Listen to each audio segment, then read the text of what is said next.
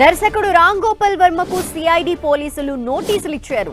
ఇవాళ విచారణకు హాజరు కావాలని నోటీసుల్లో పేర్కొన్నారు.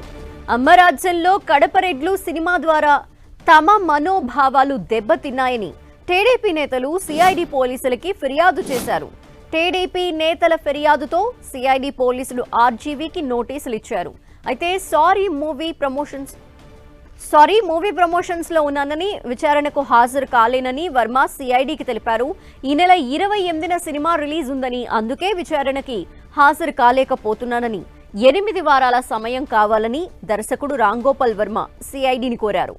8 వారాల తర్వాత డేట్ ఇస్తే విచారణకు హాజరవుతానని ఆర్జీవీ తెలిపారు. అయితే ఆర్జీవీ ఇచ్చిన సమాధానంపై సిఐడి అధికారులు మాత్రం ఇంకా స్పందించలేదు. దర్శకుడు ఆర్జీవీ ఈ రోజు విచారణకు హాజరు కాకపోతే రేపు మరోసారి సిఐడి నోటీసులు ఇచ్చే అవకాశం ఉన్నట్టు తెలుస్తోంది.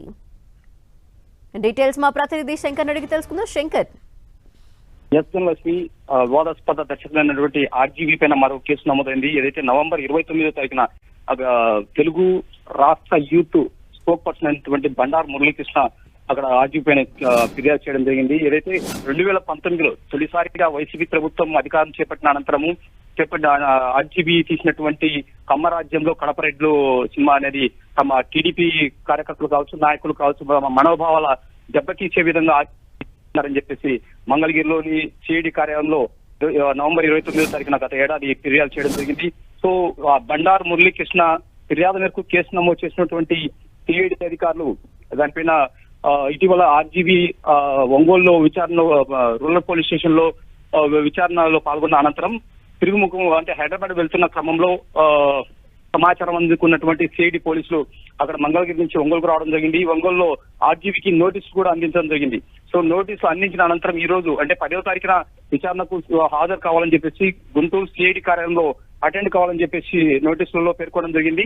కానీ ఆర్జీవీ అక్కడ పోలీసులకు ఏం రిప్లై ఇవ్వకుండా తిరుమల హైదరాబాద్ వెళ్ళిన తర్వాత కొద్ది సమయం తీసుకుని లాయర్ సంప్రదించిన తర్వాత ఆయన డెసిషన్ తీసుకుని మా సిఐడి అధికారులకు కూడా రిప్లై ఇచ్చినట్టు తెలుస్తుంది. ఆ రిప్లైలో తాను ప్రస్తుతం ప్రమోషన్స్ లో ఉన్నానని, సో సారీ సినిమాలో భాగంగా ప్రమోషన్స్ లో ఉన్నాను, అదే క్రమంలో ఈ నెల 28న సినిమా రిలీజ్ ఉంది కాబట్టి నేను అటెండ్ కాలేకపోతున్నాను, నాకు కొంత సమయం అంటే 8 వారాల్లో టైం ఇచ్చినట్టు, ఇంకా దాంట్లో కూడా మీరు డేట్ సూచించినట్టయితే నాకు అది డేట్ అవైలబుల్ ఉన్నట్టు ఖచ్చితంగా అటెండ్ అవుతానని చెప్పేసి రిప్లై ఇవ్వడం జరిగింది. థాంక్యూ శంకర్.